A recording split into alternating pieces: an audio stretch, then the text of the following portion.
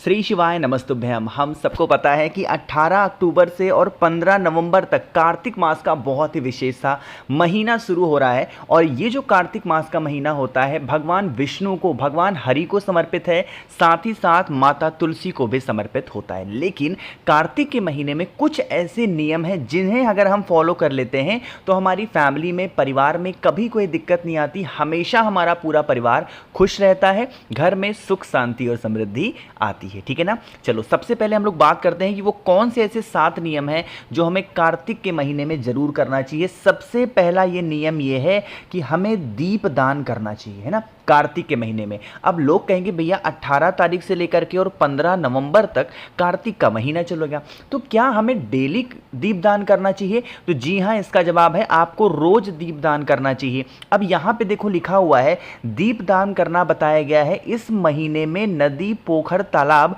आदि में दीप दान किया जाता है। अब अगर आपके घर के आसपास नदी, तालाब, सरोवर, कुआं, बावड़ी नहीं है तो आप वह दीपदान कहाँ करना चाहिए? आंवले वृक्ष के नीचे करना चाहिए ना। ये होता है कार्तिक मास का पहला नियम, जिससे हमारे घर में धन संपदा आती है और मां लक्ष्मी का वास हमारे घर में होना शुरू हो जाता है। ठीक है ना। पहला नियम समझ में आ गया। दूसरा नियम आता है, मैंने स्टार्टिंग में ही आपको बताया कि जो कार्तिक का महीना होता है भगवान हरि को समर्पित है, साथ ही साथ माता तुलसी को भी समर्पित होता है। तो ये जो दूसरा नियम कार्तिक का कहता है वो ये है कि इस कार्तिक के महीने में तुलसी माता के वृक्ष के नीचे दीप दान जरूर करना चाहिए। अब यहाँ पे लोग कहेंगे भैया हमें कौन सा दिया लगाना चाहिए? बहुत छोटा सा, चाहे आटे का दिया ले लो, चाहे मिट्टी का दिया ले लो, कैसा भी दिया लो, लेकिन तुलसी माता के नीचे रोज आपको दीपक लगाना है। और यहाँ पे लोग गलती करते हैं, हर बार गलती करते हैं।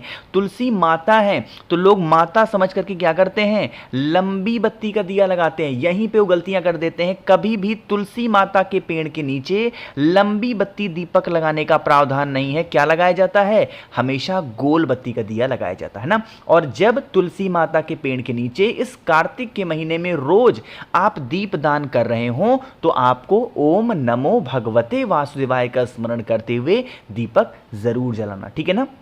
एक छोटी सी गलती लोग करते हैं, लोग जब दीपक जलाते हैं कार्तिक के महीने में तो दीपक को उठा करके तुलसी माता की क्यारी के अंदर रख देते हैं। अंदर मत रखना, थोड़ी सी गमले से दूरी बना करके रखना, जिससे तुलसी माता के पौधों को कोई तकलीफ ना हो। ठीक है ना। 2 नियम समझ में आ गए हैं। तीसरे नियम की हम लोग बात करते हैं और वो है जमीन पे सोना। ठीक है ना। लेकिन यहां पे कुछ लोग इस चीज को भी ध्यान रखिएगा कि जमीन पे आप सोओगे, कुछ ऐसे कीड़े मकोड़े भी घूमते रहते हैं और कुछ लोग के ऐसे घर हैं जो ठीक सड़क के पास में रहते हैं, तो वहां पे आपको तकलीफें हो सकती हैं। तो जमीन पे ना सही बट कम से कम आप नियमित रूप से सही समय पे सो जाया करें। जैसे अगर मान लीजिए कि आपका रूटीन है रात को 1 बजे सोने का, 12 बजे सोने का, तो थोड़ा जल्दी सोने की कोशिश करें और जल्दी उठने की कोशिश करें। वरना कार्तिक महीने का तो नियम यह कहता है कि हमें किस पे सोना चाहिए? जमीन पे सोना चाहिए, बिस्तर पे सोने का प्रावधान नहीं है। इस चीज का ध्यान रखिएगा। और अगर आप जमीन पे सो सकते हैं, कीड़े मकोड़े का आपके घर में डर नहीं है, तो आप ऐसे चटाई बिछा लो या फिर गद्दा वगैरह भी बिछा सकते हो, चद्दर वगैरह, उस पे भी सो सकते हो। ठीक है ना। 3 नियम समझ में आ गए। चौथा नियम क्या कहता है कि कार्तिक के महीने में तेल नहीं लगाना चाहिए, है ना। अब लोग कहेंगे भैया क्या हमें तेल कहीं नहीं लगाना चाहिए? तो ये नियम सिर्फ बाल के लिए नहीं है, आपके शरीर में, है ना। कार्तिक के महीने में शरीर में तेल लगाना वर्जित माना जाता है। इस चीज का भी ध्यान रखिएगा। बाकी सर वगैरह में थोड़ा बहुत जो तेल आप लगाते हो उस तेल को लगा सकते। ठीक है ना। 4 नियम समझ में आ गए हैं। जो 5वां नियम वो ये है दलहन का सेवन। ऐसे लिखा हुआ है, क्या लिखा है?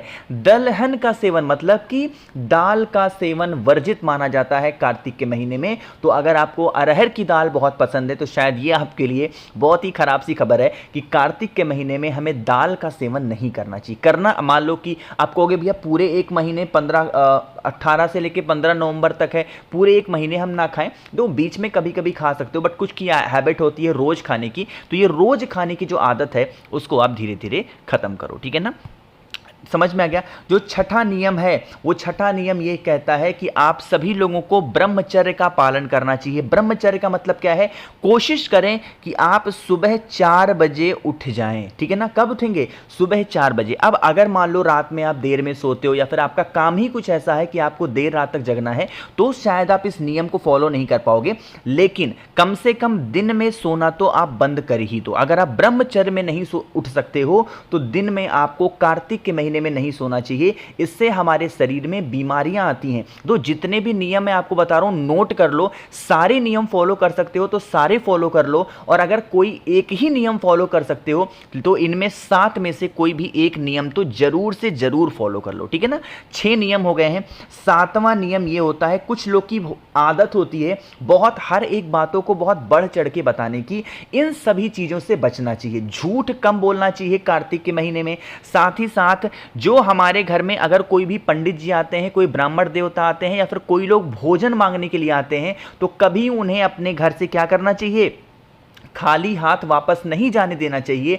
हम सभी लोगों को दान पुण्य का महीना भी कहा जाता है कार्तिक का। जितने दान पुण्य आप कर सकते हैं उसका 100 गुना मिलने की भी उम्मीद, ऐसा बताया जाता है, ठीक है ना। तो ये 7 नियम में से जरूरी नहीं है कि 7 के 7 नियम फॉलो करो, 7 के 7 कर सकते हो तो बहुत अच्छी बात है, बट इन 7 में से तो कोई ना कोई एक नियम तो एक गांठ बांध लो कि हमें ये नियम फॉलो करना, ठीक है ना। समझ रहे हो मेरी बात को।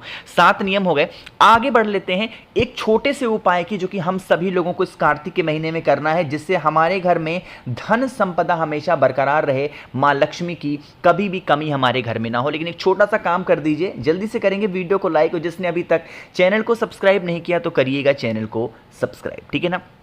देखो सबसे पहले समझने की कोशिश करते हैं। यहां पे स्क्रीन पे आप सभी को कमल गट्टा दिख रहा होगा, ज्यादा नहीं, सिर्फ 2 कमल गट्टे लेने हैं। कितने? 2 कमल गट्टे। अगर कमल गट्टे आपके घर में पहले से रखे हैं तो कमल गट्टे ले लो, और अगर कमल गट्टे आपके घर में नहीं है तो नया कमल गट्टा ले लो, और अगर रखे हैं तो पुराना कमल गट्टा ले लो। इसे तांबे के लोटे में जल भर देना, और इसी 2 के दोनों, एक नहीं डालेंगे, 2 के दोनों कमल गट्टे को कलश के अंदर डाल करके, और नियमित रूप से आप इस कार्तिक के महीने में 18 अक्टूबर से लेकर के और 15 नवंबर के बीच में आप जब भी महादेव के शिवलिंग के ऊपर जल चढ़ा रहे हो, कमल गट्टे का जल महादेव के शिवलिंग के ऊपर जरूर समर्पित करना चाहिए। कार्तिक के महीने में जो भी व्यक्ति इस उपाय को करता है उनके घर में कभी धन संपदा की कमी नहीं हो सकती, हमेशा मां लक्ष्मी का वास उनके घर में बना हुआ जरूर होता है, ठीक है ना। अब हाँ, एक बात और आपको समझा दूं कि जैसे मान लीजिए कि आप लोग जो कमल गट्टा इस्तेमाल करोगे, कमल गट्टा जो यूज करोगे, वो कमल गट्टा आपको डेली नया नया नहीं लेना है। वही 2 कमल गट्टे बार बार उठा करके रख लो, और डेली वही 2 कमल गट्टे कार्तिक के महीने में डाल करके और जल चढ़ाना स्टार्ट करो महादेव को। इससे आपके घर में धन संपदा बनी रहेगी, ठीक है ना।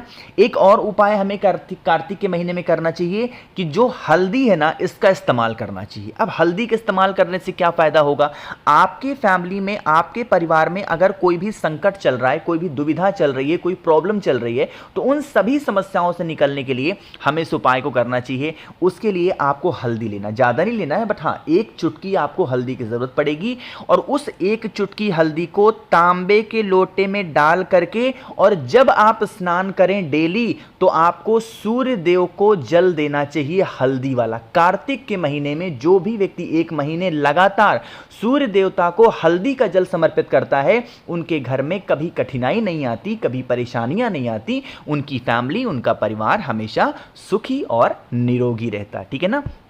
एक और छोटा सा उपाय की हम लोग बात कर लेते हैं।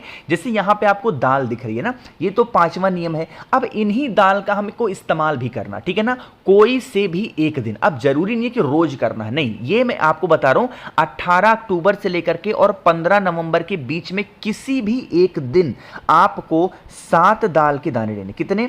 7, ठीक है ना।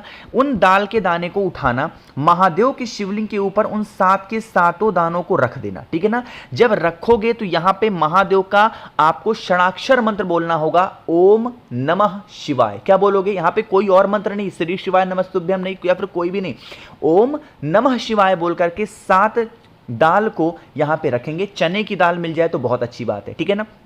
रखने के बाद में महादेव से विनती करके उन 7 चने की दाल को उठाना।